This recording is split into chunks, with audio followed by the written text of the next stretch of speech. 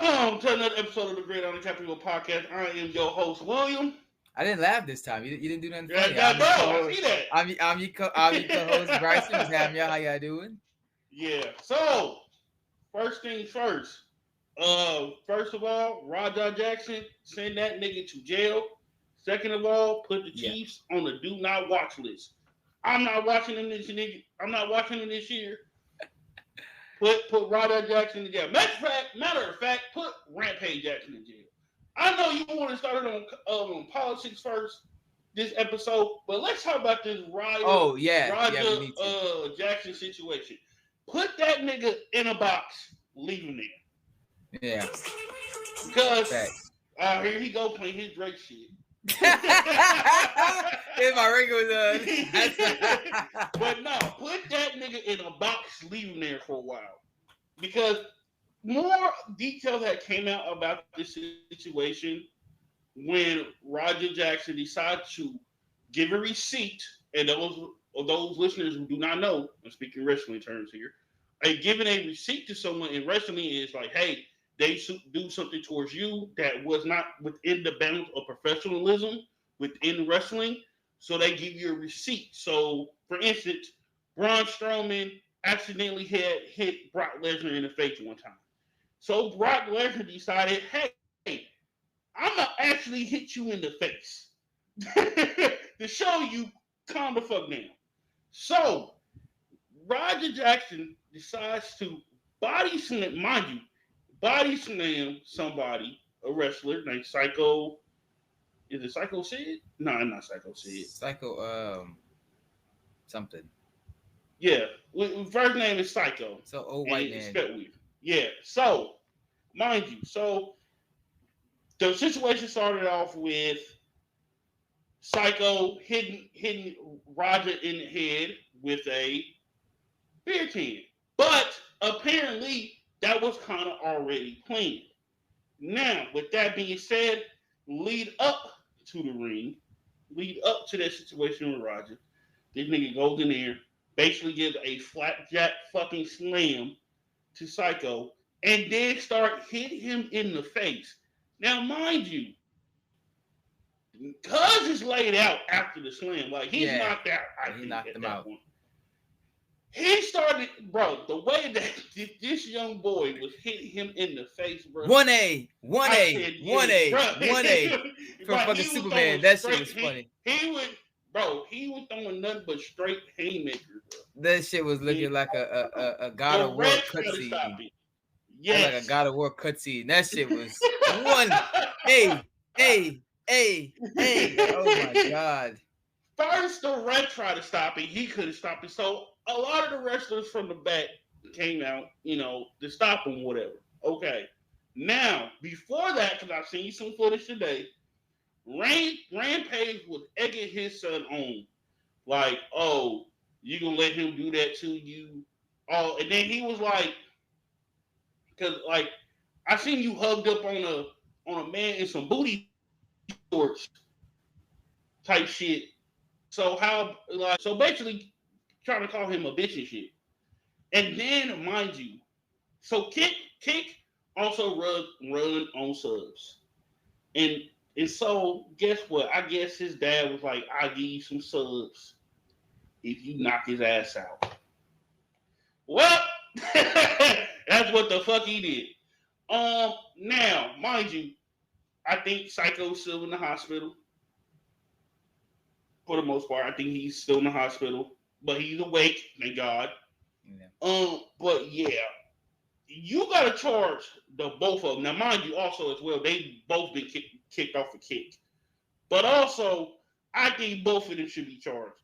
You got an accessory to the fact, and you got a nigga that actually committed the crime. Because actually, if they really want to, they can get him for attempted murder. Because technically, based on the footage I've seen and shit, that is premeditated. Yeah. Like, he was thinking, like, yo, I'm about to fuck him up. And that's what the fuck he did. And let's just say nobody came to stop it. Let's just say they all thought that it was like no one stopped it at all. Yeah, everybody would have kept going. Everybody was thinking it was part of the show. This shit was not part of the show. That's why the ref finally tried to step in. And even then, it was even kind of hard for the ref like to stop him because he was on one. Now Rampage did come out and say he does not condone his son's actions, that his son had suffered a concussion prior before being there, so he don't know I saw that. why. Yeah, he don't know why that his son was out there doing those doing those type of activities anyway. So mind you, here's the thing though, Rampage. You gotta this shit is in your head too, because I've been seeing how you interact with your son. You niggas are friends. Y'all are not kid and parent. Yep. Y'all are buddy, and how y'all talk to like he talked to his dad crazy. I'm not gonna lie, he be talking to his dad crazy as fuck. And I'm sitting there thinking like, this is a friendship. This is not parenthood. Yeah. Hey, and another thing too, because I do see a lot of dudes that be criticizing moms and shit out there about oh, your daughter is X, Y, and Z. You a failure as a parent. This young boy is a failure of his parent. Y'all want to know what toxic masculinity is? That nigga. That young boy is the epitome of toxic masculinity. Emotional regulation, no situational awareness at all. I remember I saw a video a while ago. It was Rampage like bucking up to his son, like saying what you go like. I think his son was playing around with him. Yeah, and Rampage and he took it seriously. Yeah, he took it serious. And I'm like, bro, the fact that your son playing with you like that tells me everything. Yeah. He's one of them. Like, one of them spoiled ass rich kids that ain't never had fucking consequences. That's what it looked like. Yeah, cause like don't get me wrong. Like with my mom, I talk my shit to her, but there's still respect. I know there's only so far I can go. With Roger, is no like he's cussing at his parent, not with his parent, at his parent, which is crazy work. And you see him in these videos talking about, oh, I ain't no pussy, all this other shit, yada yada yada. I'm gonna make sure that everybody knows I'm not a pussy or whatever, bro. That is like he's the poster child of toxic masculinity, bro. Yeah, and I feel like that's his dad. Unnecessary. Goes to his dad. That goes to his fucking dad. Cause bro, that is a failure of a father, bro. A failure of a parent, bro. You never that shows that you never told your kid you don't always have to be the hardest. Cause I'm not gonna lie, and this is what I was thinking. I said, look, them dogs that you gotta behaviorally put down because they acting a fool. Yeah, he's acting that same type of way, and you taught him how to fight. That is an issue. You may have to. I don't know. You remember Dr. Umar when he says, hey, some black people gotta go. They gotta be put down for good. Yeah. He one of the ones that he gotta possibly get put down for fucking good. Because ain't no way that you have taught your unregulated emotional son how to fight, and he's doing that type of shit. To top people. Of that, yeah, he's doing that to people. Like, and mind you, I knew a situation like this was going to kind of arise, but once again, you can look at the actions when he's with his father. But I didn't think it was going to be this soon, though. I already told you on the live we did the other night, the all night stream we did. Man, listen, he's gonna do that to the wrong person, and they gonna kill his ass. Like, yeah, bro. Niggas know who you are now. Niggas know who you are more. Like, more people know you now than before. Like, I could have probably saw you in the street and not recognize who you is by your face. But now that I saw that video, now that I know you, yeah, bro. Distance, I'm good. And like I said, I was watching videos and shit. I said, Rampage, bro, you was egging your son on to do this shit. This shit is on your top 2. And because first they just banned his son. And then they banned the dad. They was like, well, why they banned the dad? Then I seen the videos. I was like, yeah, absolutely, you banned this nigga too. This nigga's it's one of the causes for him to do that shit. And like I said, I find it I found it so weird that the wrestlers didn't start beating his ass. Yeah, Because yeah, he yeah, tripping. because I was saying that on the live stream, wrestlers do not play with shit like that. There are numerous videos of wrestlers beating the fuck out of somebody for jumping in the ring. Like it's numerous of videos. I know Stone Cold has one. I think Triple H has one.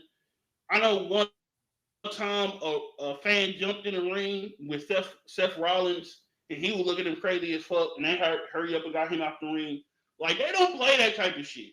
So for this shit to happen and really nobody was doing nothing until they were like, oh shit, he's really out and he's really laying motionless in the ground. That's when I think it got serious for people, and that's when they finally came out. But they I'm should have beat the surprised fuck out punches. of him. Oh yeah, yeah, I'm yeah, sorry. yeah, Yeah, they yeah. should have beat the fuck out of him at that point. Like, yo, you're not finna come in our shit and do this shit. Yes or not? I just found that shit to be ridiculous. I'm like, you know what? You may have to be able to put him down. Put him to sleep. Yeah, I honestly, his dad's fault, man. Like for real. And I don't know what actions, but honestly, like I don't be trying. I don't usually be saying, hey man, give this nigga, especially a black man, like the harshest sentence possible. But Yeah. like this nigga, you gotta give him the harshest because he could have killed that dude, man. Yeah, like You if know? he would have died, that's murder. That's first degree. Yeah. It's not second. It's not manslaughter. It could have been. Because technically you can say it's first degree because he is trained to fight. He is trained to mortally hurt somebody. And also, And that's what and he then did. it's not like oh, dude hit him with a can and then he did it. He waited 24 hours before. That's what they're gonna say. They're gonna say, yeah, nigga, that was premeditated, nigga. Yeah, you knew what you was gonna do hours before. That would be like the easiest case for a lawyer to pick up. Like, yeah, this is premeditation to the fullest. And then you also gonna probably charge the dad because once again, I believe Rampage had a hand in his actions from doing what he did. If we're gonna start charging these parents based on the gun crimes that the kids are committing, you gotta stay on the same philosophy when it comes to that. That nigga deserves to be in jail too. Fucking irresponsible. You taught your son who don't know emotional regulation, who is opting in this super manly man spear type shit, and you taught him how to fight. And I feel how like to hurt somebody. Yeah, nigga, you getting locked up too. Like it's crazy. Like, bro, someone who does a combat sport, like seeing people who like I know people who've been boxing, for their entire lives, you know what I'm saying? And whenever you're brought up in a healthy environment, usually those people are the ones who get in the least amount of fights. Yeah. I can tell Raja, whatever the fuck his name is, I can tell he was one of them kids that he grew up in an environment where his dad not necessarily was a piece of shit, but definitely his dad was the type to ain't being a father type shit. Yeah, you my friend. Yeah, you know, buddies, like we buddy. Like I could pick on you. Like I could tell his dad did that to him as a kid. I could tell his dad tortured him emotionally. Yeah, like not tortured, but you know what I'm saying, like. And then like he all like after the what's the name, he all hyped up. Like you can tell on his face, like he's stressing.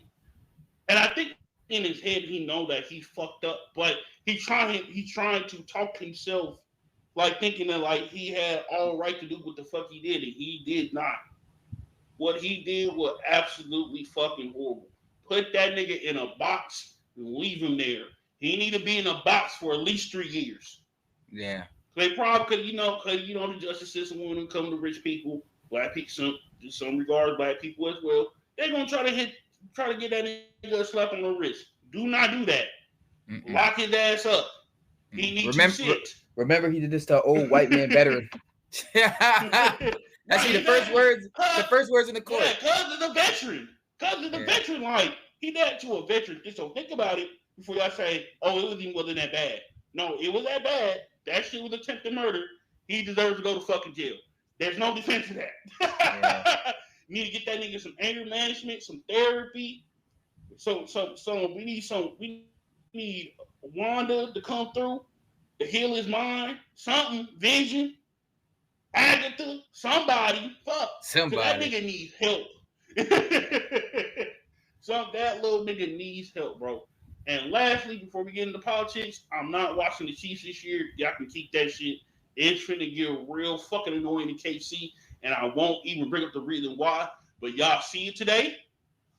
Just know, I'm not turning on no fucking Chiefs game. I will pay no matter how much red zone is to watch any other game. To watch any other game. I refuse. Wherever's on Fox, I'll watch. If they on Monday Night Football, I guess we won't be covering Monday Night Football. I'm okay. Okay. She, I refuse. Will. Hey, Will. Kelsey gets a catch. She's like this. They get to zoom in straight on the ring. They gonna zoom in Zay on the fucking ring, bro. I said no.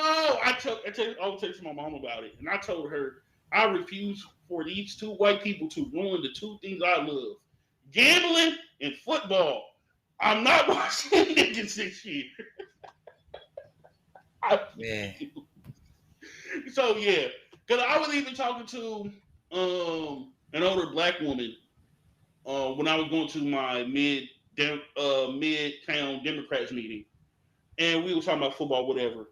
And she got on Kelsey. She said, "I'm sick of Taylor Swift," and that's the crazy part. People think like Kansas City love Taylor Swift, and you have those ones that do. But I think I have enough data up on my hands from black people in Kansas City. We're tired of that bitch being here. We want her to go. She's raising the price of everything being in here. We want that bitch to leave. Don't come back. And now you marry this man? Yeah, Kansas City for the nigga, we sick. Kelsey Yeah, doesn't have no it's kids, gonna be right? sick. He doesn't have any Huh? children. He doesn't have any children, right? No, and Lord help us when that first kid comes. That first kid gonna be it's gonna be a nice little nuke. Get everybody be talking about the kid. Nice little nuke. So that's all that I got so far about that situation. Let's get into it. All right. Look, what you want to start with first? So you want to start with Gavin Newsom 2028 or Yeah. Trump's executive order? So you want to start with that? Okay. So everybody know Gavin Newsom been on his 2028 rah shit. So like everybody thinks that Gavin Newsom is going to run. For those who don't know as well, Gavin Newsom is planning to redistrict Californians to gain 5 more seats for the state of California, since Texas is trying to take 5 from Democrats, which is fine, cool. His social media team has also been doing a phenomenal fucking job trolling Republicans and trolling Donald Trump as well. And I'm starting to see a lot of Gavin Newsom 2028. I love this for Gavin Newsom. We need this right now. We need this type of energy in the White House. Hold the fuck on. Hold the phone. Hold the phone. Let's stop right there. Not just because I'm a Kamala Harris fan, but the way that man treats homeless people, he is just as bad as Donald Trump. Full fucking stop. What is your thoughts? I'd say the only thing positive, and I thought I had all my notes, but they're on my iPad. My iPad's in the room, so I'm gonna go off the top of my head. The only thing I would say that is a strategy of his that might work, should work, is it's called oh man, combative centralism. Have you ever heard of that term? And it's basically it's basically just like, the ability to show, hey, like I can push against Donald Trump and on social issues that Democrats have been like kind of missing at lately. I would say not just social, but I would also say political, let's say other political issues too. But social, we're in America, so the social issues are more important in people's eyes. Yeah. But be like, having those more grounded opinions, even in some of those opinions we might not agree with, but someone who's on the fence might not want to lean so heavy on our side on that. They might just want to try to stay in the middle. I think it's a good way to get in the White House, or at least win the primaries. Yeah. But like, if you do that, as soon as you get in office, nigga, you need to do like Trump and change. Like, not change, but like kind of do things that you didn't say you was gonna. Yeah, divert. You gonna have to. Yeah. And the Dems, I don't know why they've been so. It seems like the Dems are finally. It seems like the Dems are finally gaining some type of backbone. I've seen the head chair of the DNC saying like, "Yo, we're tired of fighting with one hand behind our back. We are fighting." So it sounds like whatever they gotta do, however it it gotta get, they are willing to do it. Right? With that being said, here's my opinion on Gavin Newsom. Do I think that he's doing a good job combating Trump? Yes. Does that give him the qualification to be president? Fuck no. No. Okay. We know he's turned down in California. He's not running for any state or even federal like senator or representative. So the next step is probably going to be the presidency. I do not think he is qualified to be president. I understand that he ran California. That does not mean he has ran it well. Yeah. Like I said, what he is doing to homeless people, from what I have read, that nigga is a terrorist. Al Qaeda. The fucking homeless people. That should be an automatically full stop. Since we are doing purity tests on politicians now to see how pure they are, because I see how some of y'all did Kamala. Yeah. That nigga, it should be a no. He should, if y'all want to get him a spot in the administration, hey, get him, just not urban housing. Yeah, it's not urban housing. Absolutely. Yeah, absolutely not urban housing. But any other shit you want to give him, fine. I'm okay with that.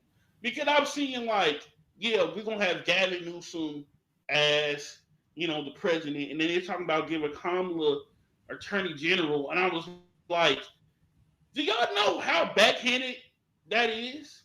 Yeah, you have all the qualifications to be president, but we won't pick you. We didn't pick you, but you can be AG. What fucking sense does that make? That makes no sense to me. And like I said, it's like backhanded. To me, that would be a backhanded compliment. Like, yeah, you're good enough to do this job, but not the other job. And like I said, with Gavin Newsom, like I said, like I love his approach to Trump. But at the same time, that should be the end all be all. And I understand people on the left are trying to find somebody who is willing to fight Trump, who is willing to do the same amount of evil that he is doing to be like even it out or give us like an even advantage. That's cool. That's great. But at the same time, let's make sure that candidate have the qualifications and or the wherewithal to make certain decisions to be president. Keep saying I was just gonna say I think this is a part of the Trump. I'm gonna just say fatigue, like kind of the Trump fatigue, right? Like his stain he's been making on the political scene is now people on our side of the aisle, right? People who don't like him just want to see him go down. And we got that when Biden beat him, right? We defeated him, make conservatives cry again, right? Like it was amazing. But now that he's won again and things have gotten worse, like taking him down is, I feel like, blinding our judgment. Like all we want to see is him and his policies go away. And it's bigger than that. Like it is kind of bigger than that, because you can't just put somebody there. Because I promise you, whenever we look at the primaries 2028, it's gonna be, you're gonna hear a lot of, how do you plan? Well, probably one of the first three questions. How do you plan on combating Donald Trump? All of the candidates are gonna be saying, "Oh, I plan on on combating Donald Trump." Because, like, for me, I think the first three topics or questions is how are you going to lower pricing across the board? That's not in like with food, but housing, Palestine. How you gonna defeat Trump or how you gonna combat Trump? Because I don't think if he loses next election cycle, which I think he will. Well, obviously he turned out, but we're thinking, and I'm pretty sure a lot of our listeners are thinking, he's going to try to run for a third term, or he's going to attempt to stay in office as long as he can to not trigger an election. So with that Yeah. being said, that question is like, what gives you the qualifications to beat Trump? And mind you, like I said, with Gavin Newsom, yeah, he's doing phenomenal right now. What about everything else? Yeah, because that's not the end all be all. Is beating Trump. It's not Yeah, about beating Trump. yeah. It's not It's just like about that. we're looking for somebody who can effectively run the country and maybe not be as fucking evil as his main current to be. Cause I get it. The main thing about the seat of the presidency, you're going to do evil shit in that seat. It's it's beyond you. The seat is bigger than you. Yeah. So you succumb to the seat, not the seat succumbs to you. So with that being said, I understand whoever gets there going to do some evil shit as president. We seen it all. Bush, Obama, Obama. literally Obama, Clinton, everybody before that seat of the presidency, you gonna do some evil actions. You gonna topple some governments in that seat. So it's gonna Yeah. happen. Because I think Venezuela, the U.S. is itching. They itching to topple Venezuela, in my opinion. Yeah. You Um, can't keep your you can't keep you won't have you can't keep the humanity you have as like with me and Will and you watchers you viewers have, yeah, like you can't have that same morality slash humanity in that type of in job. that Like seat. Yeah, you for can't. It's not instance, possible. let me put it simple like this, because I use this person to compare this to an actual politician. So President Queen from Hunger Games, she was Mm. talking about all the change that she was going to do and how she was the leader to, you know, bring everybody together and over top of Snow. Yeah, that's great. But soon as she got in that seat, she was going to do the same shit that Snow did in just in reverse. Yeah. She's just as bad. Yeah. So for me, Gavin Newsom is kind of like that. And last year during the election season, I called what's her name, Jill Stein. That I said Jill Stein ain't the President Coin. Now we got another one.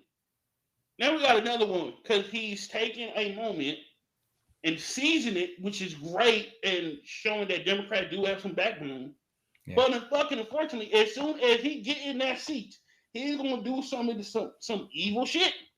And he's already doing it in California with homeless people. And I'm gonna keep reiterating that because somebody who used to work in a homeless shelter, this nigga is Al Qaeda. This nigga is ICE. This nigga is evil to homeless people. So imagine he gets the seat of the presidency.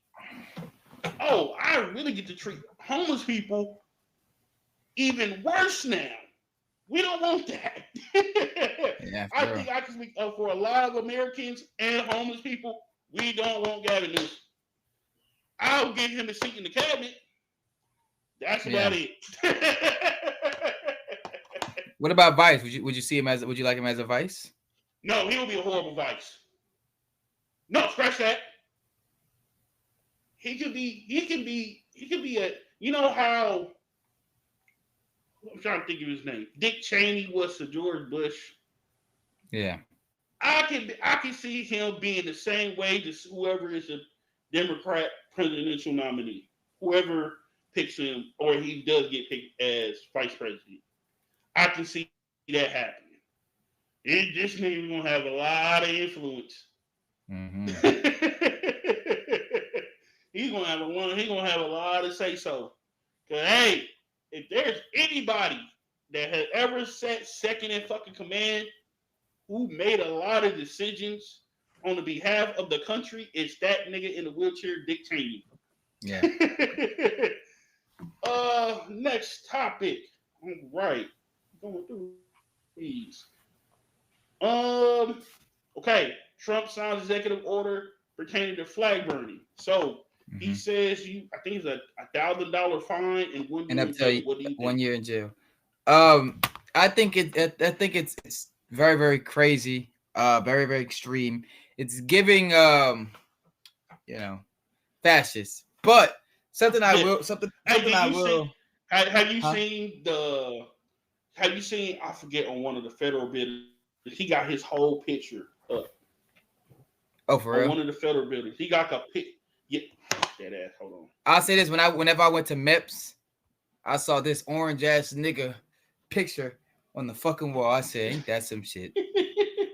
So this nigga my boss now. Shit crazy. Yeah, but, he is technically your boss. Yeah, crazy work. Hold on. Let me pull it up. But work. Why are you pulling that? I'm gonna It's over the Department of Labor building.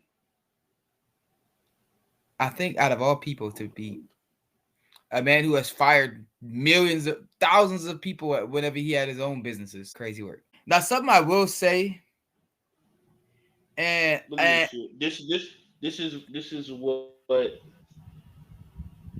is on the Department of Labor.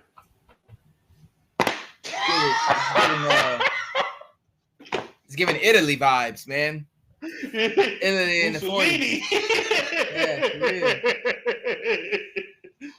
Yeah, boy. And it's like it's an American flag, and then it's a picture. I got NFL breaking news whenever we're done for you, by the way. Oh, whenever we're done, hold on. What's the breaking news? Hold on, we can break it right now. Go ahead. Saints named Spencer Rattler as their starting quarterback. I already knew that was going to happen. We talk about it later in the show. I already knew that was going to happen. Albino ass nigga. Yeah. You know we don't like albino niggas on this. We don't like albino niggas on this podcast. Anyway, we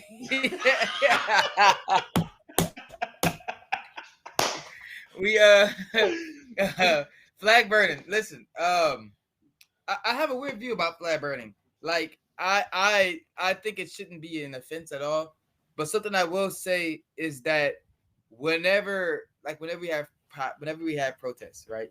Whenever it's done, it's always used as ammunition against us. And I think that we need to be smarter about where we do this at. Like if we protesting the Palestine stuff and we burn the American flag, now you're just giving up side fucking ammunition. Like I think we do need to be smart about the optics of it, not necessarily worried about the crime because there shouldn't be a crime about it, but the optics I feel like are important too. Like, hey, let's and I feel like that's something our side does not do enough of is like, hey, especially the left, like, hey, like let's like minimize the bad optics so they can't use anything against us. They're gonna find something, but make them have to make some shit up, you know? Okay, question. So, question number one, to start the first one, is your point of view like that because you are now in the military, or have you always thought like that? I mean, I gotta ask. That's just my thoughts. Y'all put them in suits, nigga, and y'all get different. I haven't been in the process yet, so I haven't changed in that way. Yeah, this is how I feel right now. Right now, I feel like it shouldn't be a crime or nothing like that. Like I don't think it's wrong. I just think, hey, like I know me, I'm the type of person where I don't want to give my opposition an easy out to try to direct from what the actual point of what I'm saying or what I'm doing is. If my protest is, that's what I'm saying. So you think flag burning draws too much of burning the flag itself, not the message of why you burning the flag? Yeah. That's my only problem with it is just the optics that you're creating now. Now, instead of the other side having to push it out their ass to make the masses look away at what the message is, now they just got to point out, look, they're burning flags. See, they're doing it again. You know, that's my only problem with it. Yeah. How dare you say you guys? I gotta ask, nigga. Nigga, you are property of the U.S. government, bro. I gotta ask, nigga, like, hey, Well, I'll have to answer that up there? question. I'm gonna answer it when I get out of basic training and I get out of AIT. Okay. But I think it'd Yeah, probably be see, the that's same. more, yeah, okay. Yeah. Cause you gotta go through the indoctrination. You Yeah. gotta go through. You gotta go. Through the brainwashing. You gotta go through the Yeah, the brainwashing. brainwashing. Everybody knows. Everybody should know. Flag burning is protected by the First Amendment. It is a freedom of speech. On top of, there's been many cases we covered them when I was in college in Sterling. In terms of even like Supreme Court cases of flag burning, it's always been the same. Hey, this is not. This is not. What would you label it as? Like a I would say to a certain extent, it's disrespectful, but it's a reason why to the disrespect. It's protected by the First Amendment speech. It's not hurting nobody. It's not harming nobody. Like, because some people get fucking confused. Like, oh, I can say what I want, and it should be no repercussions. No, no, no. Certain languages, like hate speech, is not covered by the First Amendment. You niggas, you should go to jail for hate speech. Is what it is, because hate speech leads to much more. So with that being said, um, that executive order would not stand up in court on any level. I even think the Supreme Court, that is a 9-0 decision. Yeah. They will rule not for that. Now, but however, I understand times are different Supreme Court. But I think even then, like thinking of the most conservative members of the court, this is a 9-0 decision. I can maybe see 1 or 2 dissent from this, but other than that, that executive order is not going to stand. Yeah, that shit ain't going nowhere, y'all. Yeah. Not necessarily nothing to worry about, but like we said, Trump do like doing these litmus tests of, man, what can I? What can we really get away with? Because he's gonna get feedback from them. Like they're gonna get feedback of why they're gonna have notes on why they did not. Yeah, he could change it. Mm-hmm. Yeah, so they definitely they're gonna try to, we can't. Okay, so we can't word it like this, but we can word it a whole different way where it's perfectly legal to get away with this. Kind of like how they did with the transgender people in the military. The first way didn't work. They said, "Hey, you can't do it this way," but they found a whole different way to make sure they can get transgender people out the military. They had to go a roundabout way to do it, but they were officially doing it. It was upheld by the Supreme Court. So everything is a litmus test, y'all. Like, even with him trying to, crazy segue, trying to, remove DC's mayor. Yep. Let's get to it. No president can do that. And that is very much a dictator move. I don't know how to scratch that. I know how we got here. But I don't understand who's in his ear is telling him, hey, you can remove a mayor from office. No, he can't. He can't do that. There's no law saying that he can. It's against the law. That is not within his powers because in America we have a thing called checks and balances. He can criticize all he wants to about a mayor. He may like a mayor, but guess what? He don't have the power to fucking remove them. And I don't give a fuck that he's in DC. I don't care. I understand that's the nation's capital, but he don't have the power to do that. So he might well stop with that shit. You wanna know what he said? What he said it was on his little interview where he was talking about getting rid of the mayor DC. He said, "Oh yeah, the crime is like down 80%, and it's the lowest it's ever been." He also said this week is the first week no one's got killed, first time ever, nigga. You're talking about DC, nigga, a fucking a metropolitan area, like, and not even that. DC, once again, crime in DC was at an all-time career low with a black mayor.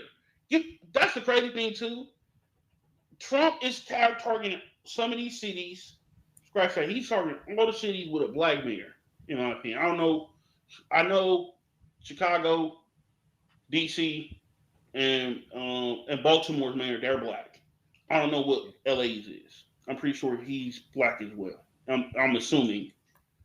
But with that being said, all of these guys, got career lows when it comes to crime in their city right now. Because guess what? They actually putting in the money for crime prevention, which Trump has stripping away. It's crazy how you get nigga jobs, you get people jobs, they can fend for themselves. Them niggas ain't robbing, nobody ain't stealing, nobody ain't killing like that. It's crazy. Yeah. It's crazy how you get kids off the street. You don't got kids falling to the wayside. They got another avenue that they can go into and actually be fucking kids. It's crazy when you actually fund things like that. The shit that actually works. Not more police presence. Not military presence. That shit doesn't work. Shit does not work at all. Matter of fact, I think that should make shit even worse. What are your thoughts? Cause I heard it.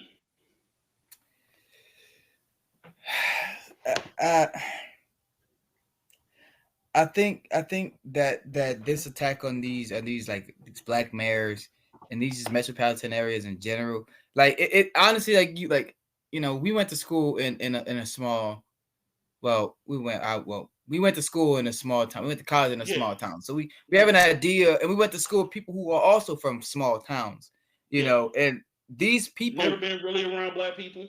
Never been around black people, and like some of them never been in a big real city before.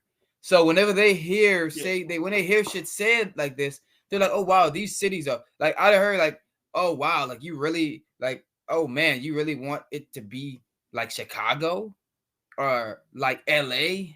I'm like, bro, you only hear you're only saying that, you're only hearing the bad stories of the city, which it's a city, first off. Like you have too much people for there not to be any crime. You know what I'm saying? It's just too many people. Like you think about it, like you got so many people clustered in one area, there are going to be issues. Now, mind you, some of them issues are self-inflicted. Some of them issues are out of the people's control. Like it is what it is.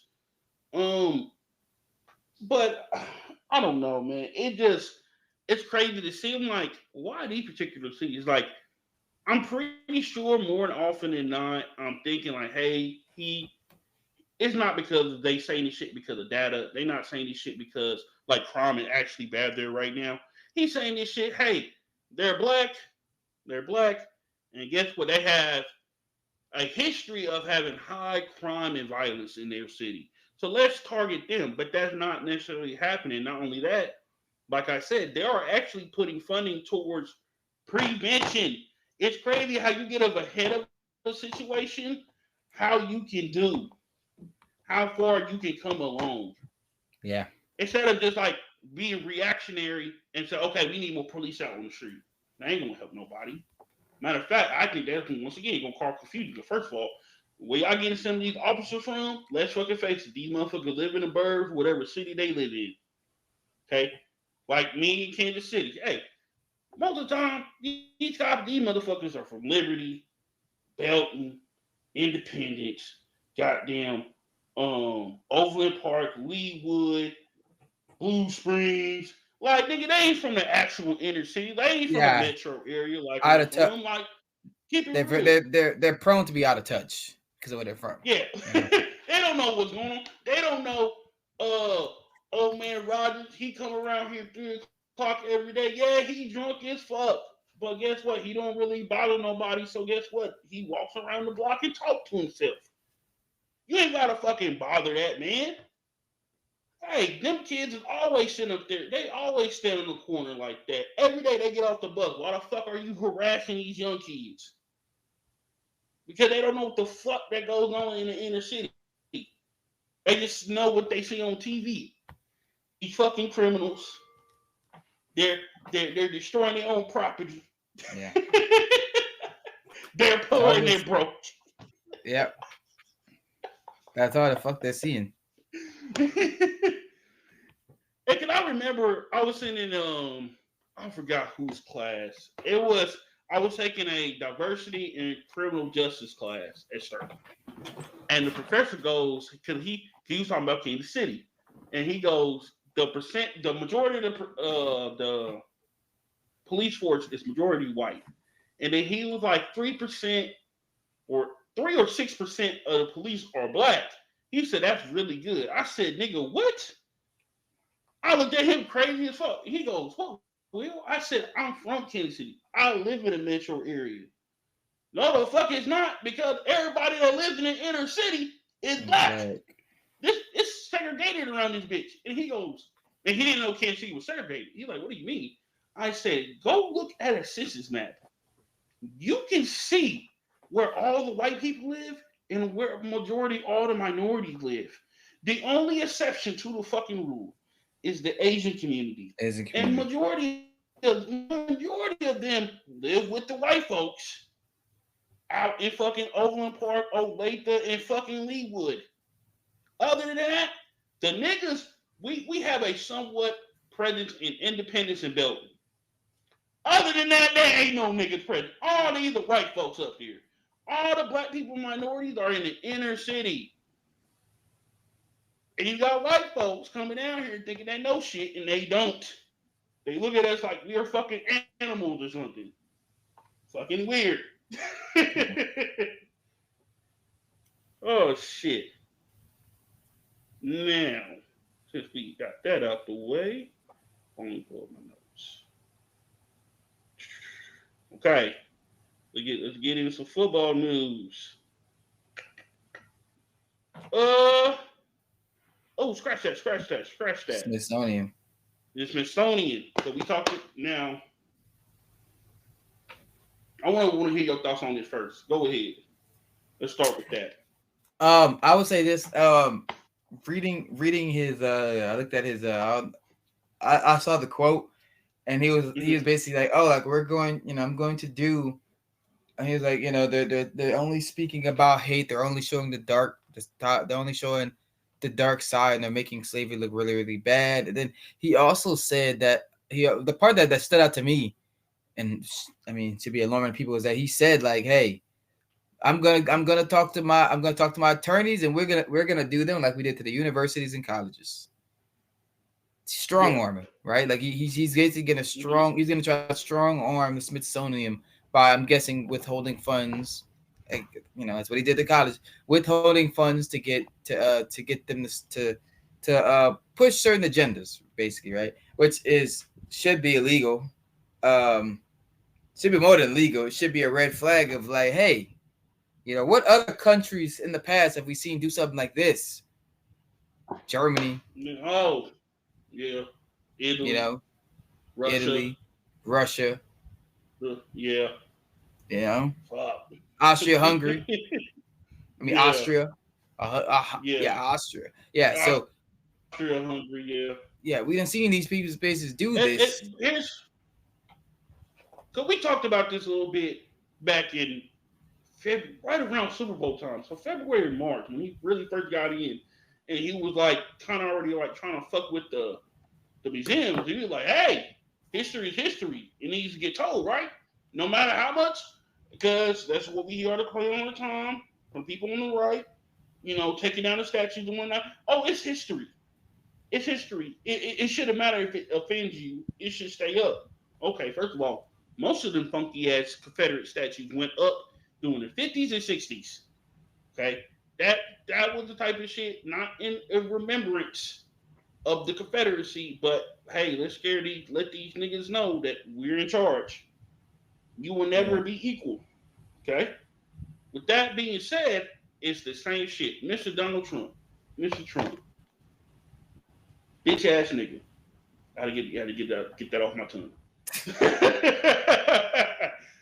History is history. Even if you don't like it, it gotta get told. There are even some, like when I was doing my research paper on reparations for my senior thesis, like I was still finding out things about slavery and shit, like slavery like was going on. And I'm like, damn, I never knew this. Where the fuck is this information? Obviously, in school, in like middle high school, we don't get the full brunt of it. Yeah. And it's America's original sin And it's never. It's kind of one of them things. It's like we know that we have a rapey uncle, but we kind of don't like to talk about it. We just let him linger in the Yeah, we just keep corner. it hush hush. Keep it hush hush. We Keep it in keep the that shit family. on the low. That's what this is. That's how some white people try to treat slavery as. It's like that creepy uncle, like, oh yeah, that's Uncle Out, that's Uncle Al. Uncle Al is kind of a weirdo, but he meanwhile he touching little kids. He's real rapey, right? But we don't like to talk about it. I even seen some white people online on TikTok was talking about, oh, slavery's not that bad. Slavery wasn't that bad. Okay, if and then they go in the fact of not every white people own slaves. Okay, let me put the rest of that shit right now. Just because your ancestors didn't own slaves does not mean you willingly does not mean you did not participate in the act of slavery. Did you do anything or your families do anything to help circumvent it or to end it? No, then you are also part of the problem. Slavery went around in America for almost what 200, Yeah. 265, 267 years. Like, I don't think y'all realize people own people for over 200 years. And y'all say that shit's not that bad. Okay, we know one of our founding fathers and Thomas Jefferson was fucking one of his slaves who was a 15-year-old girl. And yeah, I'm supposed to be okay with praising that nigga because he's a founding father of the country. That nigga's a weirdo. Yeah. And it's crazy. He only has black descendants now. He doesn't have any white descendants. Yeah. They all died. Yeah, no white descendants. They all niggas. They all niggas now. Crazy how that works. Yeah. They pulled the Patrick Mahomes in reverse. Yep.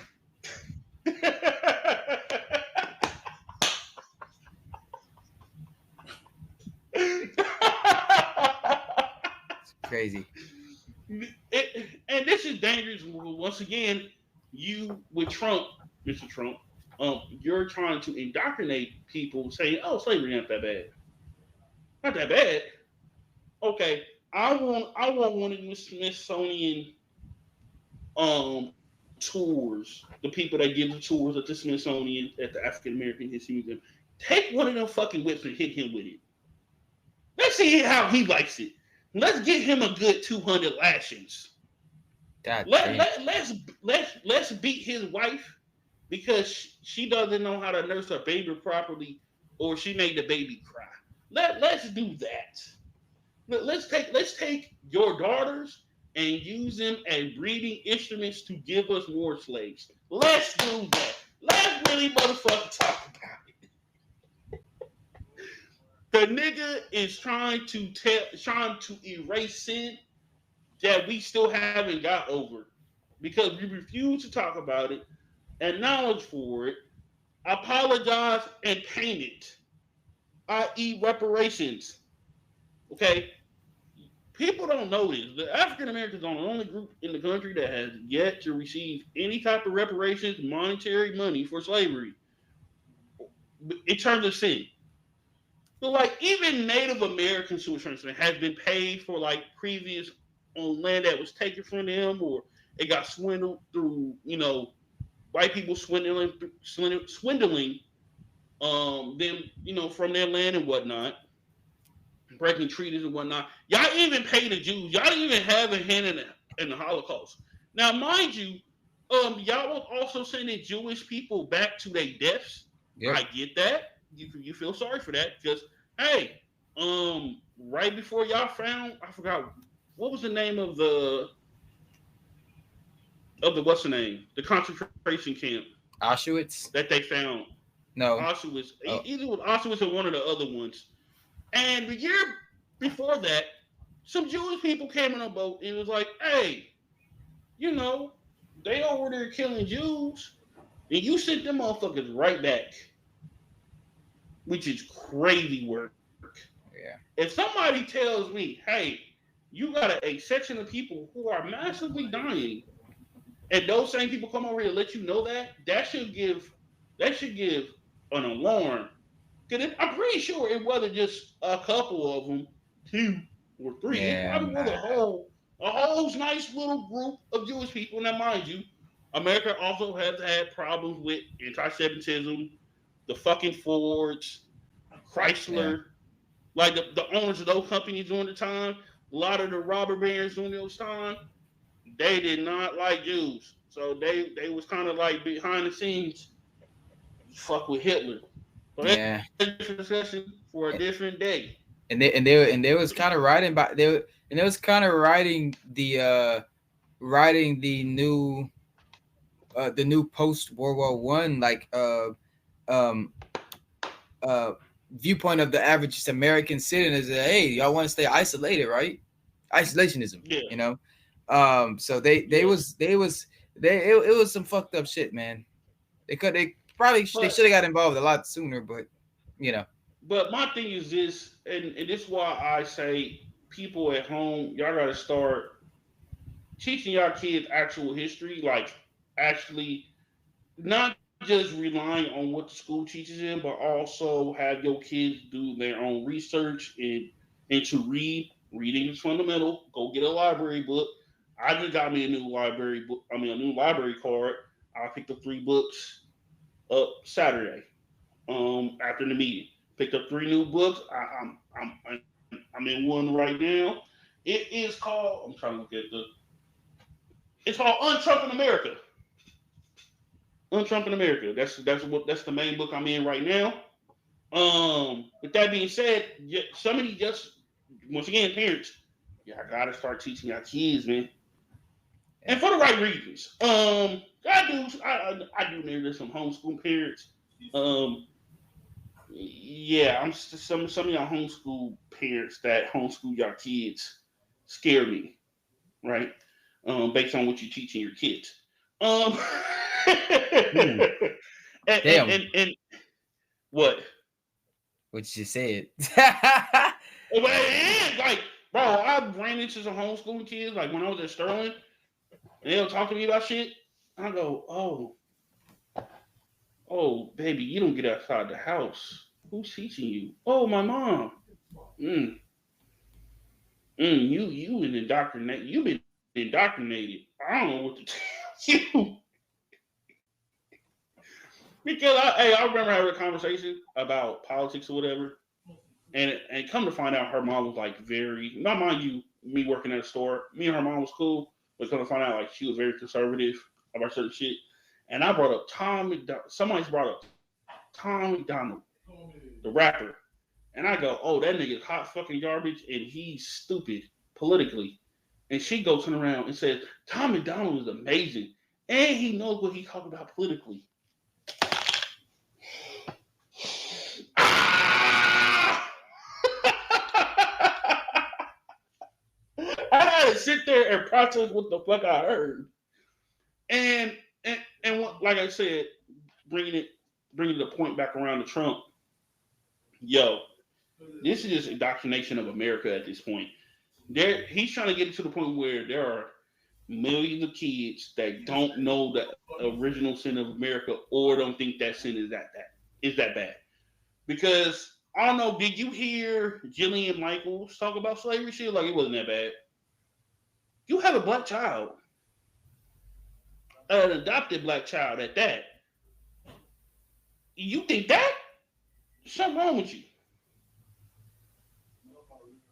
Once again, I hate how white people bring up the point of, oh, we everybody own slaves, but y'all willingly participated in the act of slavery in many different ways. Y'all Yeah. fought a whole war over it. What the fuck are we doing here? Y'all fought a whole war to say, hey, these rich white folks that own these slaves and do my work can keep their slaves. People died. It's what it is. Oh my god.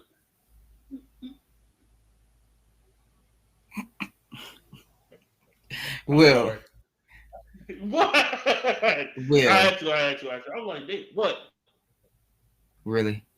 What? I had to. My bad. My bad. My bad. But it just goes to show They're a problem in America, and we gotta these midterms can't hurry up and get through. All right, now football topics. Let's talk about the cheap ass Bengals. So last night, and mind you, this wasn't on the topic list last night. They cheap. They cheap. I don't give a fuck. The Bengals decided to sign Trey Hendrickson, signed a 1 year deal, $14 million with a $14 million raise. So now he's making $30 million a year now. With that being said, well, not $30 million a year, $30 million for this year. With that being said, I don't give a fuck what nobody tells me. I'm glad they got the deal done. The Bengals are still cheap as fuck. Okay.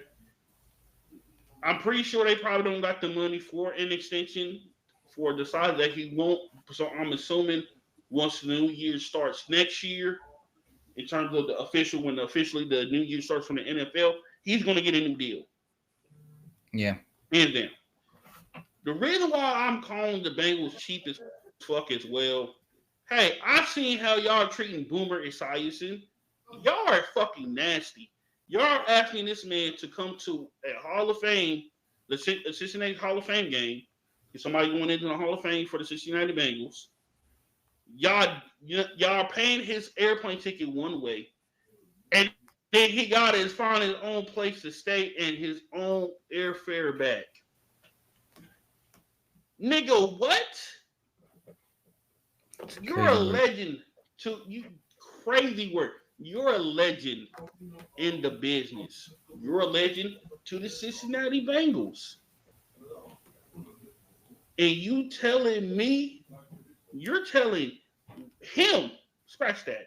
You're telling him, hey, you gotta pay for your way back, and we're not paying for your hotel. And mind you, the ticket is economy.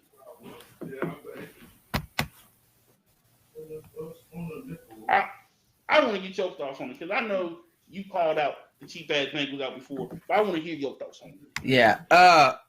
This is what I would say. Okay. Yes, the deal got done.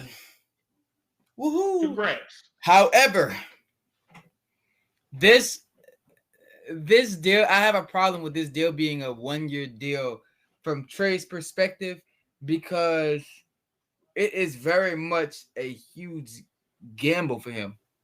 Like he has just this money. He has just this money he's getting with them as a guarantee. Because he's gonna be 30 next year. Yep. He's already 30. Either at that point, he's gonna be 31. Either at that point, he's gonna be 31 and start point. So either at that point, they're gonna once again say, "Hey," they're gonna come with a deal that you don't like, or they're gonna go even cheaper because you're 31. He should have never signed the deal. He probably shouldn't have signed it. I get it. He's betting on himself, but yeah, I get it. You're betting on yourself, but bro, you're only gonna get a year older. Yeah, and not even that. You also got to bet on not getting hurt this year as well. Because let's say you have a down year, because he led the league in sacks last year.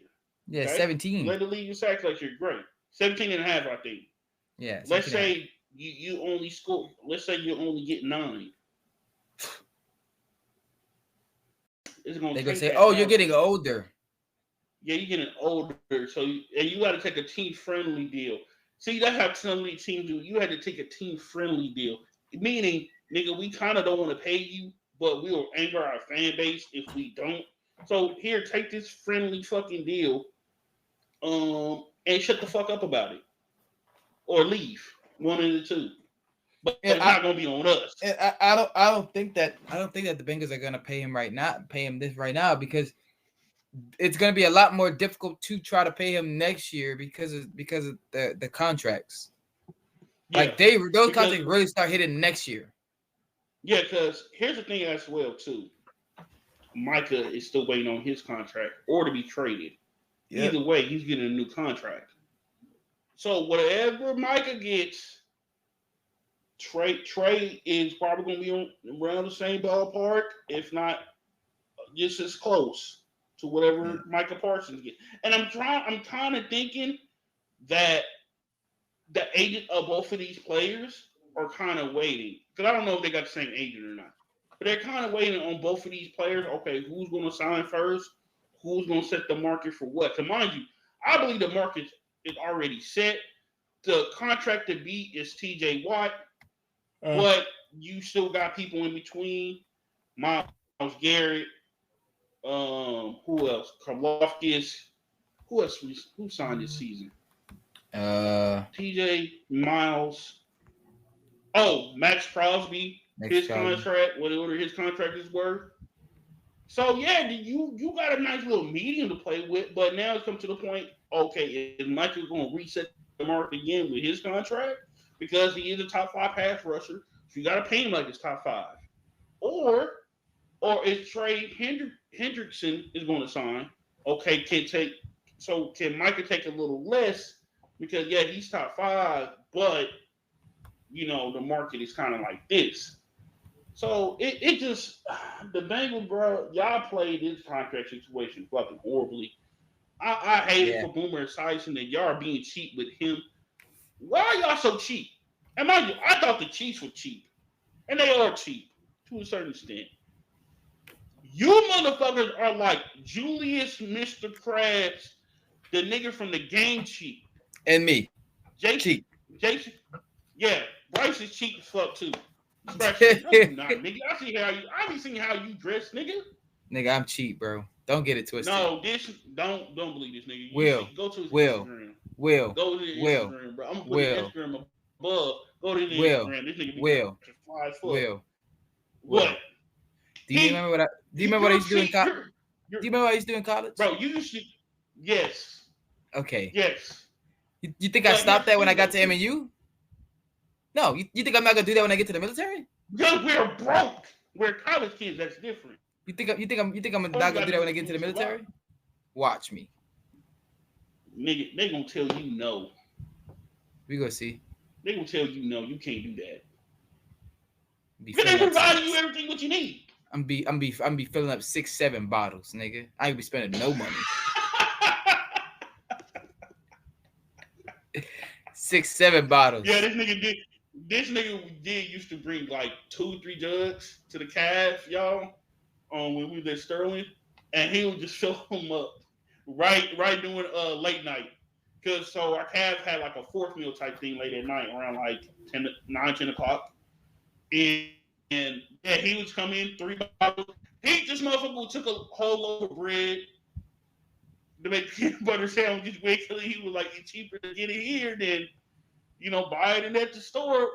And we just look at this nigga like, this nigga's really taking a whole loaf of bread or a half a loaf of bread with him so he can make peanut butter and jelly sandwiches in his room, which is crazy.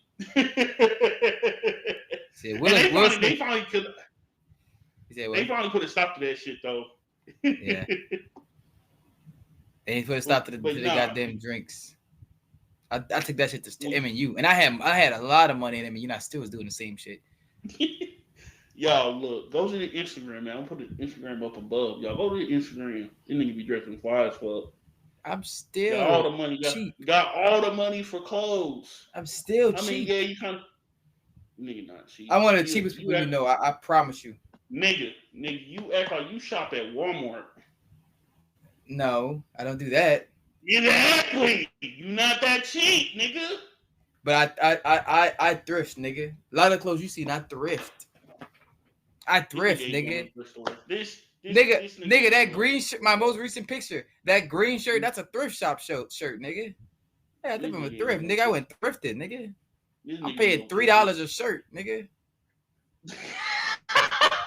This nigga, you know where he went to, bro? He may go to a garage sale every now and then, y'all. Bro. But he ain't thrifting. He ain't motherfucker, you ain't Macklemore. You're not Ryan Lewis, nigga. Listen, nigga, I'll pull out, you know how many flannels, nigga, I got from the thrift store, nigga? I got a whole cassette of flannels from the thrift store. Shirts. Yeah. Serious, man. All right, question. How do you feel about Terry McLaurin's contract? He signed a 3-year deal. 3-year extension. Yeah. $96 million with the Commanders. Honestly, I'll be honest. I feel like he did one of them things like you said, team friendly. Cause I think on the open market he would have got more. He would have got more in the open market. I think. I saw. No, I'm not saying like. What did Michael Pittman get? I'm not saying like DK money, but he's kind of in that Michael like that. That's what I'm saying. What I'm trying to say, Michael Pittman got. DK Metcalf, kind of DK Metcalf. DK Metcalf, I feel like a little over.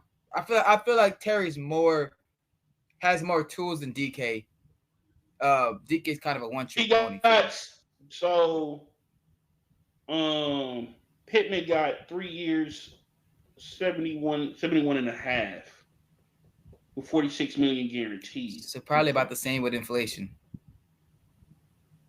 Yeah.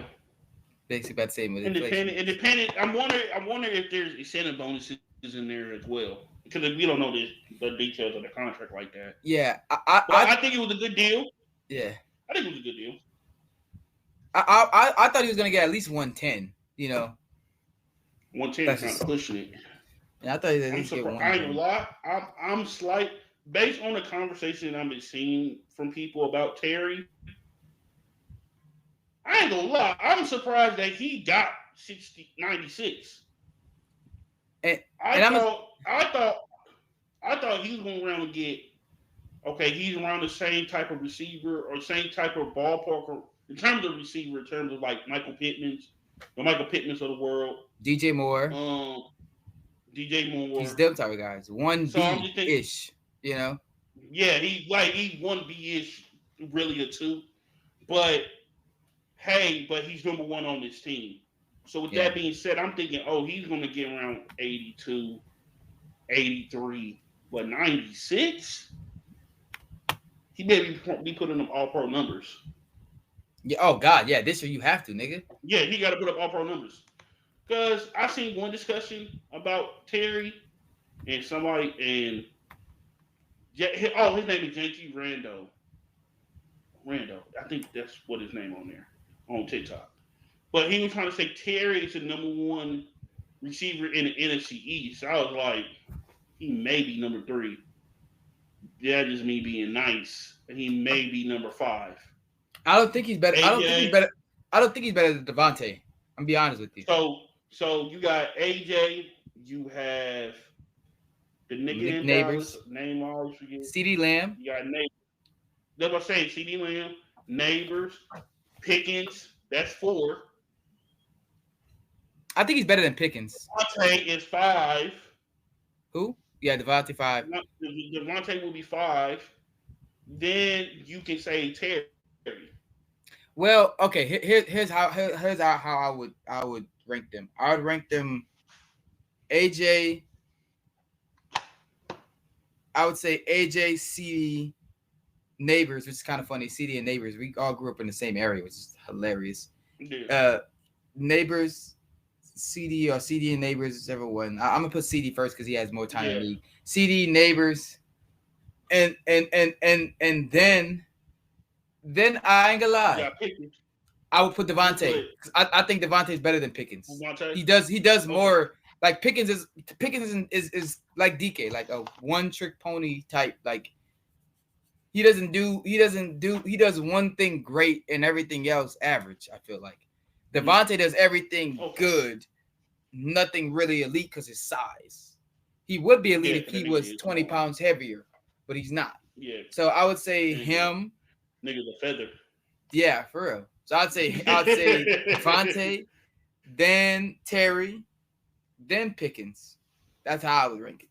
Pickens would be like the least. Like he's not even top. He's not even a top receiver in his conference, let alone, let's say his division. Like he's not a top receiver in the division. Excuse me.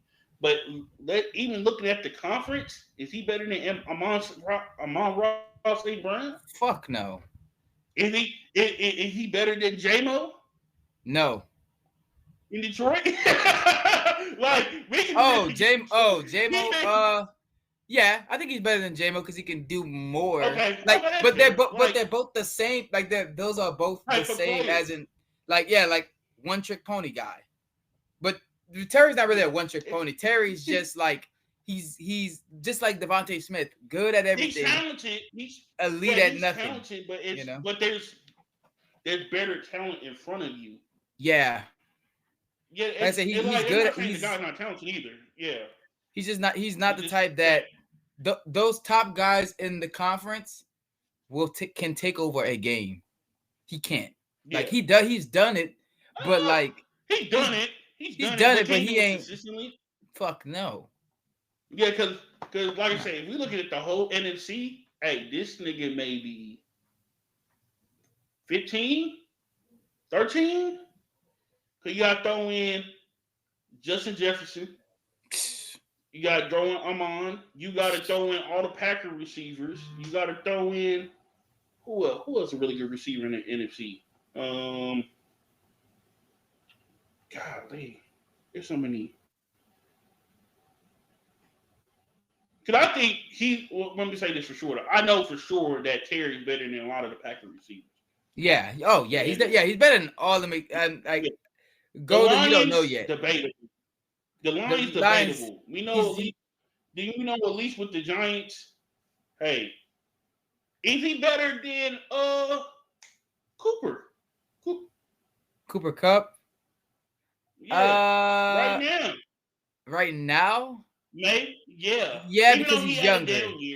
He's younger, so yeah, he should be. He should be, but like talent wise, Cooper Kupp is elite at something. Terry's not. Like, you know, is he better than Puka Nacua? Fuck no. Better than. Sorry. Damn. Oh, keep going. Keep going. Who else? I'm trying to think. A matter of fact, let's look up a list. Marvin Harrison Jr. He's better than Marvin Harrison Jr. right now. Right now, yeah. Yeah, just right now. But I think once what's his name actually peak. Is he better than all of the Bears receivers? Yes. Okay. Yeah. Yes. Yeah. Yeah. I was gonna say, right now, he should be, yeah. The Vikings, we know who he's not better than. I don't even think he's better than Jordan. He might be on that Jordan Addison level. Jordan Addison? But I don't even know. Jordan Addison took over a couple games when Thing got hurt. So he might not. Could be now. Is he better than Chris Olave? No. For the same? Fuck no. No. He ain't better than Drake London. He's better than. No. Okay. Do you think he's better than Mike Evans? No, because Mike Evans can take over a game. Do you think he's better than Chris Goodwin? I think he's better than Chris Goodwin, but not by much. Chris Godwin? Not by much. Not by much. Your size is the reason why you better than him. Let's just keep it a buck. Y'all had similar size. I would go the other way, you know. Oh shit! Trying to think who else is in the NFL receivers. Talk about NFC or NFL in general? Yeah, just strictly NFC. Like, there's so many receivers in the NFC. NFC, I think is the best receivers. It's deep. It's pretty deep. Super deep.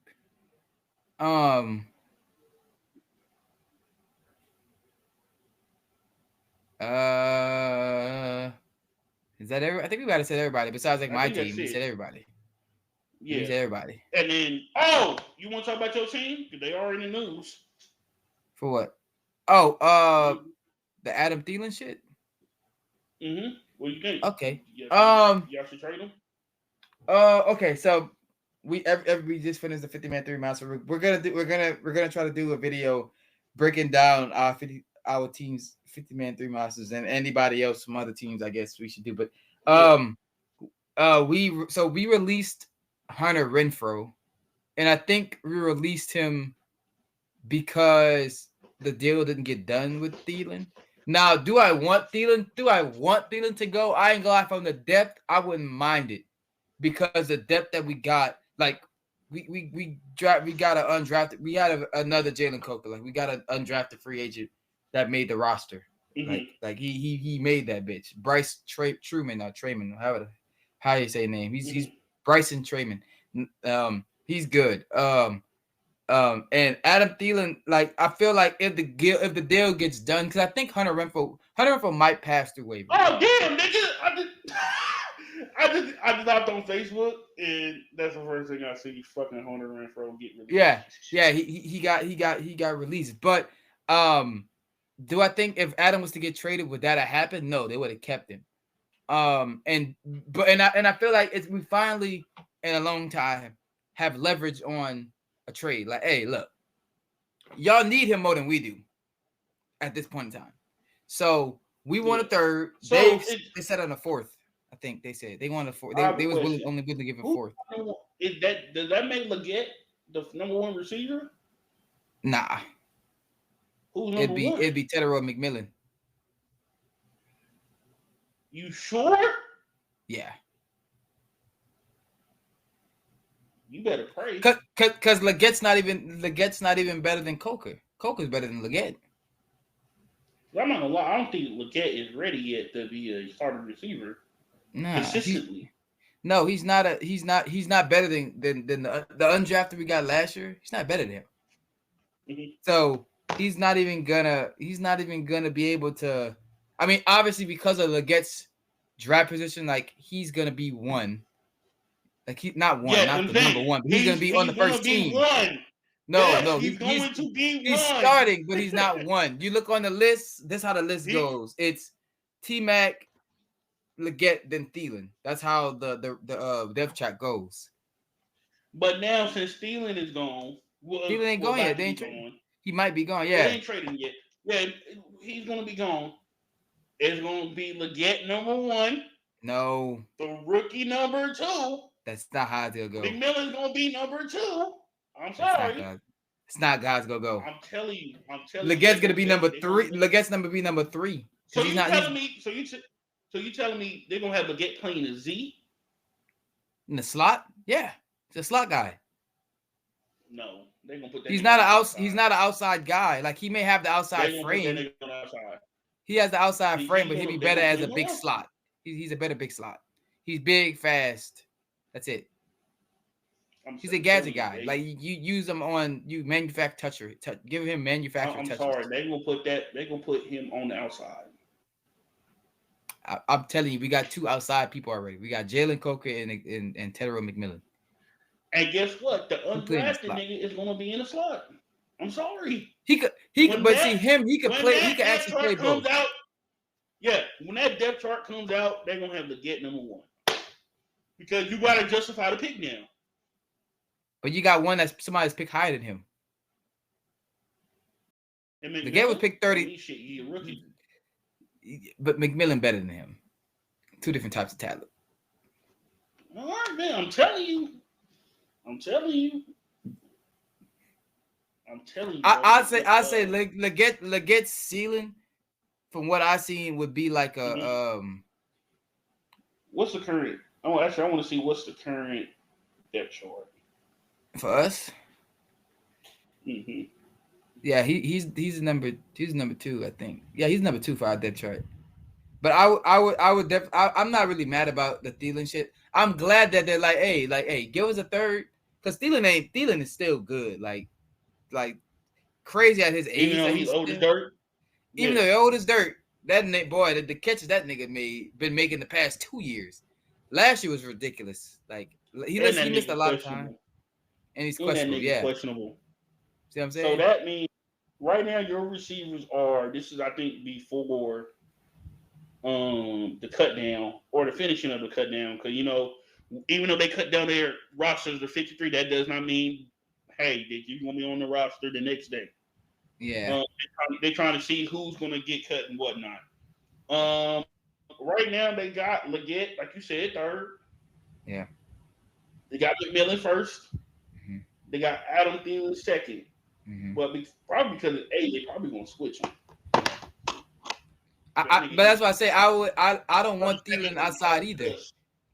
Thielen, but Leggett would be better in a slot. He doesn't have the outside instincts. Like he has a frame, but he just ain't got the instincts. And also he doesn't have the consistency yet. Um Mhm. so which I wouldn't mind him being a slot regardless. Like, hey man, I don't need you to be a number one. We drafted a guy to do that so you can have a more minimized role so we can amplify your strengths. You know what I'm saying? Coker also does that I do too. got another question for you. Is that So thinking about your 53, mm-hmm. McMillan's gonna be the first receiver. Mm-hmm. Leggett is probably gonna be the second guy. Which it shouldn't be, The but next, I don't even think he should be third. Never mind. the Go ahead. third guy would either be David Moore or Bryson Tremaine. Cause I'm also, you know what I'm thinking? Y'all may keep Jimmy Horn. Yeah, I think we're gonna keep him. Yeah, I think y'all gonna keep Jimmy Horn for real, for real. Yeah. Just Uh develop. yeah, I say well David Moore is gonna be like David Moore, I want he's not three. He's like 4 or 5. Like he's like he David Moore is like 4 or 5. He's like very like scheme specific. Like, Hmm. hey, we're playing this team. We have this type of matchup. We're gonna put David out for that. You know, but you know, I think the undrafted rookie from this year. No, he's not a rookie. I'm sorry. We picked him in the waiver wire. In the in free agency. Uh, Hmm. him, Bryson Tremaine, and Coker give us a real good like. I like those type of receivers that, hey man, these guys can do their job. Like that Adam Thielen role. Like bro, like this guy, he's gonna do his job. He's gonna make the catch when he needs to make the catch. He's gonna block when he needs to block. Like those type of guys make guys like Leggett shine more because he can just do what he does. If your big ass is just good at running straight, nigga, that's all you gonna do is run the fuck straight. If your big ass only good at outside routes, nigga, you ain't gotta do nothing intermediate. Cause I don't want Leggett doing anything, no end breakers. I don't want him doing that. Right. Big ass boy. He Big ass freaky big, boy. but his hands are questionable. So I can't put you in that. Yeah, but it's the second year. I mean, even Jamar Chase, if I remember his rookie year, he struggled with drops. Yeah, Everybody was that thinking, was in the preseason. Preseason he was struggling. yeah, he was dropping. Remember, he's like But the ball's too big and shit. Nigga scored on his first fucking pass. yeah, yeah. So Hey, bro. we'll see. So I don't know. I'm excited to see. That I really was kind of hurt that Hunter Renfro got cut, but I always know that like he might clear waivers, so Yeah. he could So always he may go to another team, or he may just get picked up on the practice for squad. practice squad. Yeah, which is 100%, 100% perfect. Like that's perfect because somebody goes down, or if Thielen does get traded, elevated. Yeah. Like you elevated Now, him. So final topic. It's kind of it's not a serious topic football wise, but it's a funny topic. Shilo Sanders get waived. I was about to say cut because today I just found out it's the difference between getting waived and getting cut. yeah, Waived is like, hey, you hit the waivers. Cut is like you officially off the team. Like you ain't gotta. Somebody can pick you up right away. Wave, like you gotta, hey, whoever was first, second, or third, they pass on you. Hey, a team can put in a waiver for you. But Shiloh Sanders get waived. I think he's gonna end up on the practice squad. Now the reason why I do think he got waived, it wasn't because of the play. It's simply because that nigga threw a punch during the preseason game and got ejected. That was it. I was like, and mind you, I knew he was cut soon as he did that. I'm like, yeah, you're on a bubble and you threw a punch and you got injected, you're gone. yeah. Like me, I'm like, man, like you didn't give, you haven't produced enough for them to be like, it's okay. You know, like that should have been the game where you now let's say let's just say he would have had 4, 5, 6 tackles, 2 pass breakups, a forced fumble, then then you'd have been straight. But nigga, you had maybe a tackle. Yeah. But mind you, also I was in defense of Shilo. The nigga didn't start it. The I think he was a tight end. That nigga Yes, tight threw end. he threw the first punch first. So Shiloh was just nothing but retaliating, and the ref he didn't throw out both players, he threw out Shiloh because he just only seen Shiloh connecting with his punch, Yeah. and that's what like what the fuck. But I found it funny. I found the clip funny. Um, oh, you want to talk about your favorite person in the world real quick before we get out of here? Oh God. Your favorite person. Put it up, bro. Put it up. It's door time. Yes, sir. You see how I'm looking Now, at you? come on, let me tell you. Let me tell you what this nigga did. What was it? Saturday? This nigga Saturday, bro. I wake up from a nap. I'm Yeah. just seeing numbers on my in the text message, and I go, all right. I'm assuming these are passing numbers now. Who is fucking playing today? And I think about it. I sit there. I was like, the Browns. He go, yeah. And he look like because he happy that it's one of his favorite people performed well. And the nigga that he don't like did it. He got sacked. Shador Sanders ended up getting sacked 5 times. He completed 3 of 6, and Yeah. he wasn't allowed to complete the 2-minute drill. And he was upset by it, which I was upset by when I seen that. I said, "Hey, why would you throw in a guy that they cut the next day? I think the only reason They why I threw did in it is Snoop because they Huntley the was. next day." I think the only reason why I didn't put him out there is because there's like, hey man, look, you might just need to just reset. Like, hey, bad games happen, move on, burn the tape. Yeah, You know. but at that point, you trying to see if he can even do a 2-minute drill. Would you want to see that as a coach?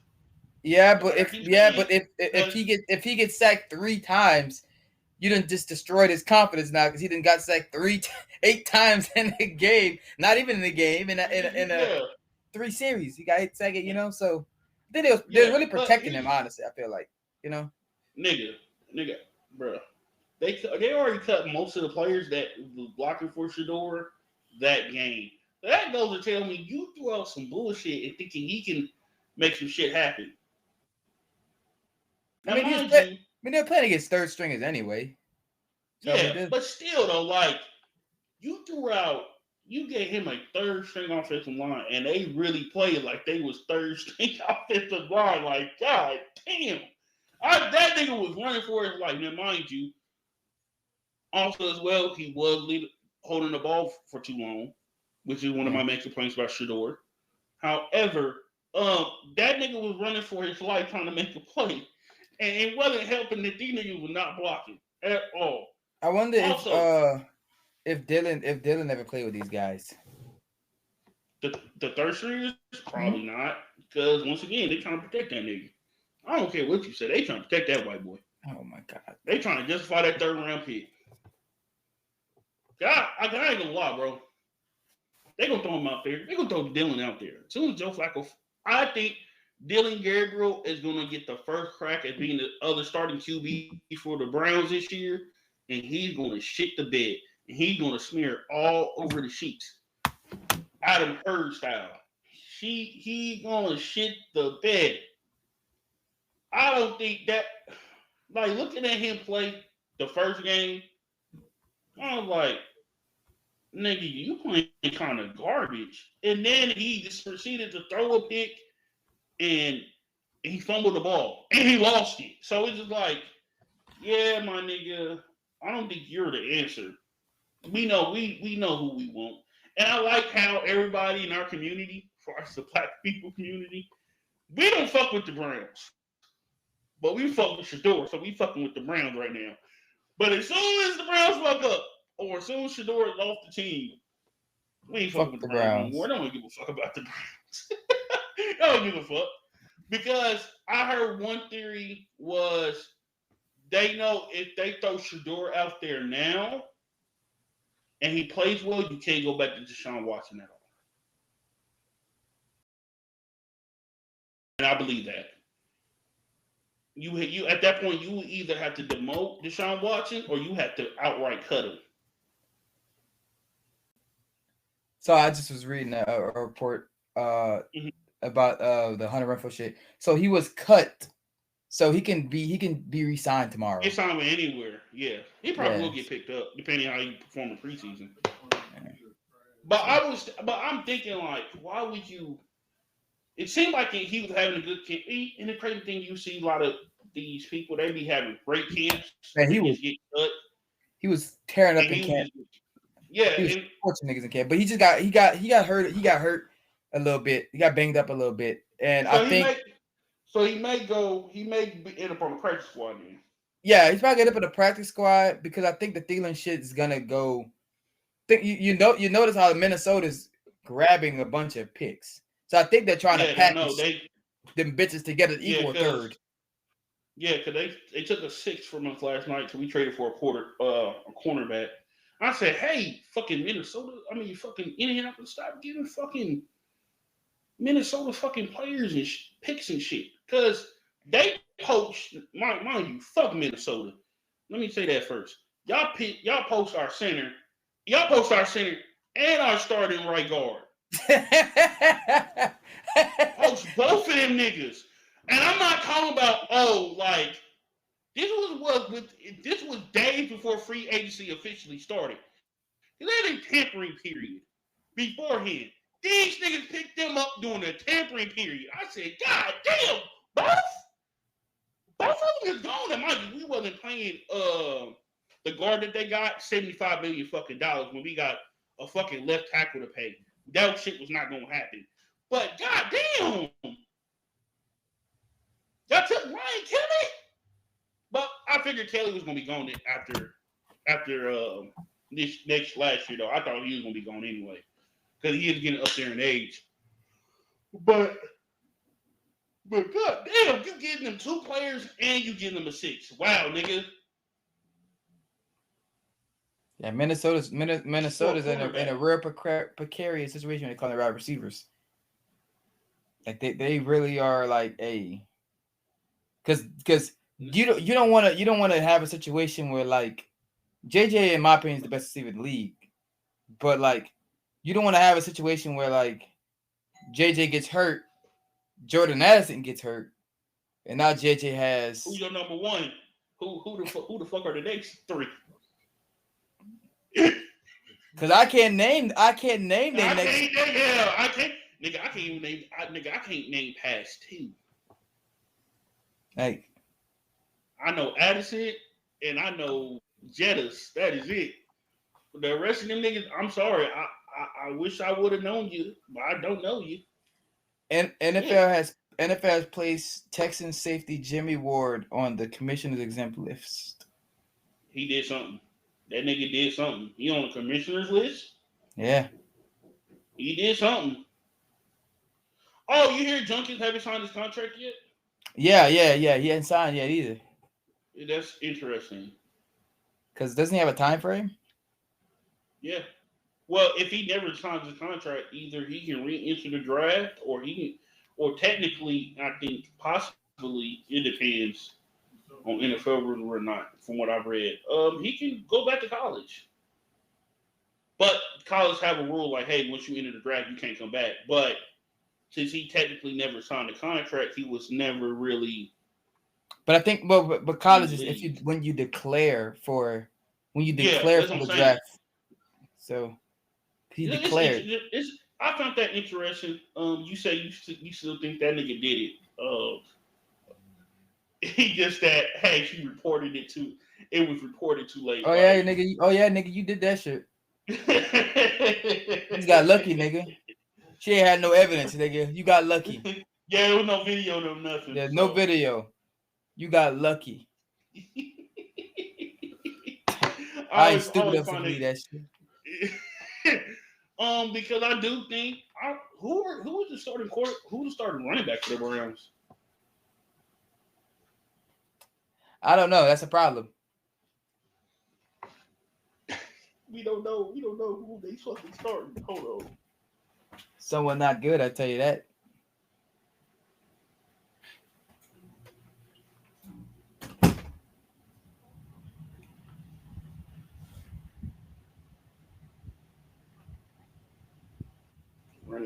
facts. Okay, let's see. Oh my god, I don't know. I know. Ooh, I don't know none of these niggas. I take it back. I know one nigga, and that's Junkies, and he's a rookie. Do you know who Dylan Sampson is? It sounds familiar.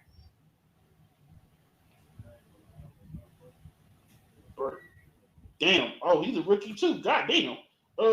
He played at Tennessee. Looks like he played at Tennessee. That's why Yep. it sounds familiar. He's a Tennessee running rookie. back. Okay. Okay. Jerome Ford.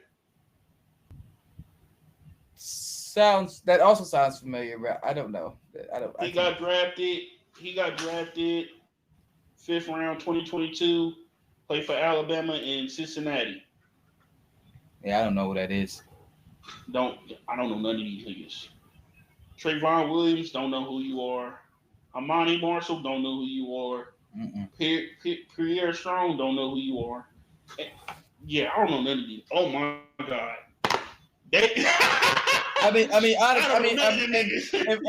And we can't say, oh, yeah, I need to pay him because, like, honestly, off the situation, are you paying him a lot of money? I mean, his contract is already out there. He just needs to sign it. But if I'm gonna pay him a lot of money, no, I want him off my team as soon as possible.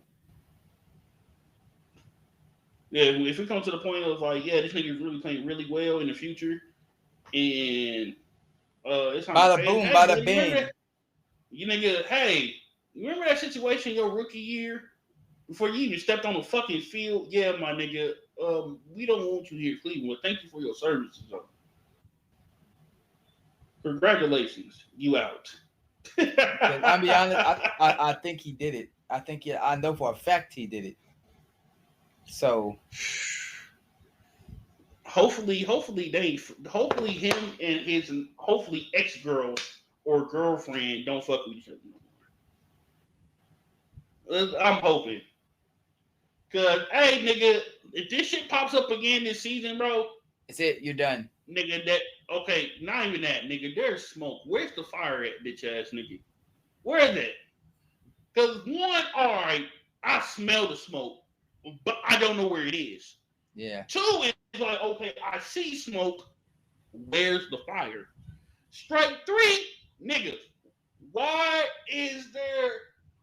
are you throwing water on an oil grease fire? You making it worse. Yeah. I'm gonna tell you this right now. I do not trust dark-skinned niggas with bleached dreads. Okay. And it made we'll hang up. Oh my god. Yeah, this nigga crazy, y'all. He talking about he don't trust dark skins with dreads that's colored. But a lot of dark skins with dreads got their shit colored though. So that mean you trust a whole section of people? I don't. That's crazy, bro. Nigga, you damn near my color, nigga. You got them. No, nigga. I know what type of nigga you is. Question before we get up on out of here. If it was a white person with hella colorful dreads, you gonna trust them more than you gonna trust a black man? You don't want my answer. You don't want my answer. Oh my god. Alright, y'all, we gonna get up on out of here. This nigga tripping, y'all. Hashtag right trust white folks with dreads. Depends what time. Are we talking about are we talking about the crackhead white people with dreads, or we talking about a regular ass white person with dreads, bro? Do I trust them more?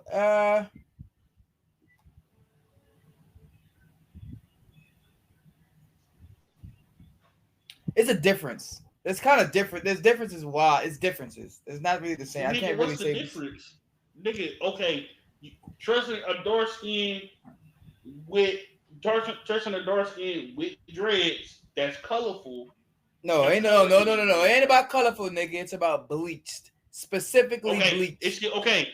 You got a dark skinned person with bleached dreads in their head compared to a white person whose hair can't hold fucking dreads, and they are also either bleached or colorful. You telling me you trusting them over your fellow black man? In those specific instances, yes. This nigga tripping, y'all. Hey, appreciate y'all for listening to the Gridiron and Captain Hill podcast. I am your host, William. I'm your co-host, Bryson. And appreciate y'all for listening. Also, this episode is sponsored by Dubby Energy. Code Gridiron24 at checkout. Appreciate y'all for listening. Peace. Love my white man with dreads. This nigga tripping, y'all.